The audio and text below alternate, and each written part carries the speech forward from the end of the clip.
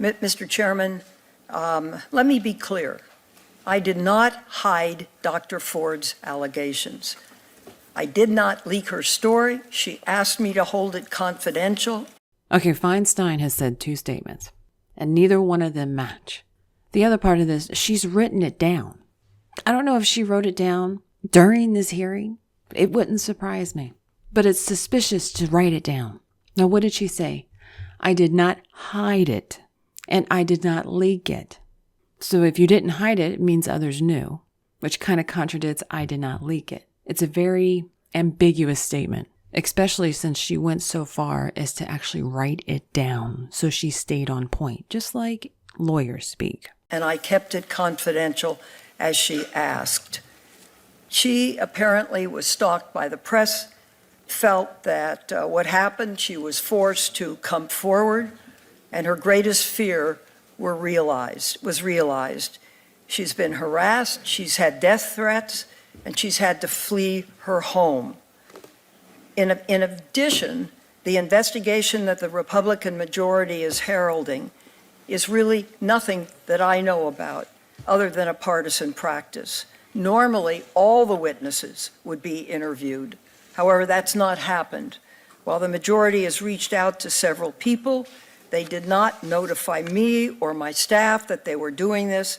And so to argue that we would not participate, but not tell us what they were up to, is somewhat disingenuous. I was given some information by a woman who was very much afraid, who asked that it be held confidential, and I held it confidential until she did. Now, the part there that makes me suspicious is she keeps going down in her eye contact. She's not even actually looking up towards anyone of any status, at least in her mind. I did not leak. There's quite a few ways, especially since we're dealing with lawyers and they're getting smarter, that you can approach this. I did not leak could mean she did not give anyone that letter. Because that part, as she says it, seems to be true. Her body sings with her. Everything's peaches and cream. And alas, you followed your little law. But you know, whispered bullet points, whispered names, that's not leaking, at least in their mind. Decided that she would come forward. Mr. Chairman, would the ranking member answer a question, please? If I can.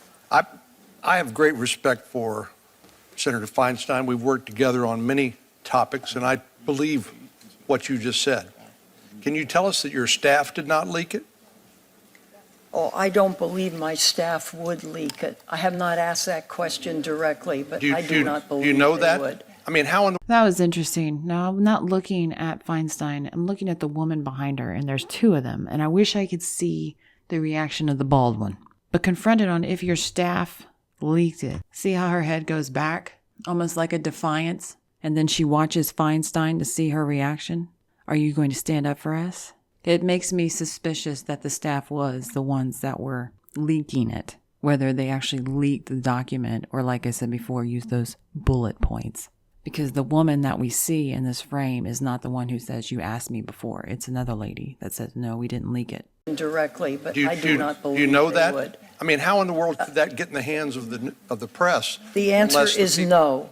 We also see that her lips are getting tighter, and we're talking about the long-haired woman in the back. So she says no. The long-haired woman in the back now starts completely looking at the other senator. I don't have to focus too much on Dianne.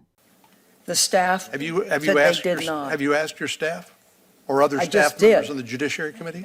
And of course, you see her back there shaking with her head in the positive. I just did.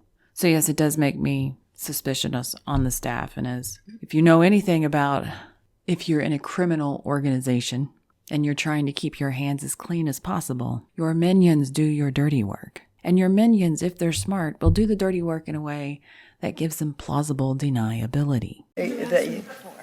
Pardon me? Well, Jennifer reminds me I've asked her before. The long-haired lady is becoming very uncomfortable. It is suspicious as far as the staff goes.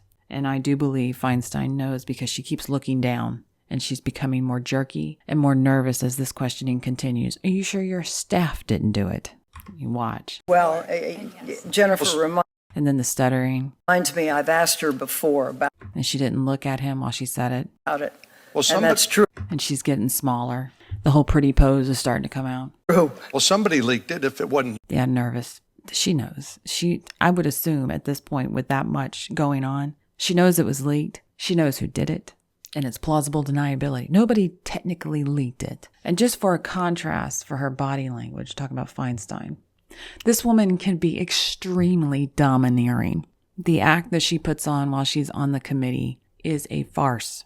Whenever you see someone with a pretty pose, understand that there is a contrast to that personality they're presenting to you. And it looks something like this. I'm going to block your way with my arm. I'm going to look down on you even though you are taller than me, which, because the woman in the flower, Murdowski, is a weak-minded individual, she's actually starting to slouch down so that she can be in the downward eye position of Feinstein. She's closing her eyes because she does not want to look at the domineering personality in front of her. If you liked it, leave a like. If you like the content, please subscribe using this link via specific feeds. You'll be sent notifications to the full-length videos and ones that can't make it to YouTube, and you won't mysteriously be unsubscribed either. There is now a video course available on her website for gold subscribers, where Mandy teaches more about her techniques of deception detection. There's also other content such as the Crime Series, an Interesting Mind series, and monthly podcasts available to both gold and silver subscribers. If you like it, please share and subscribe. Thanks for watching.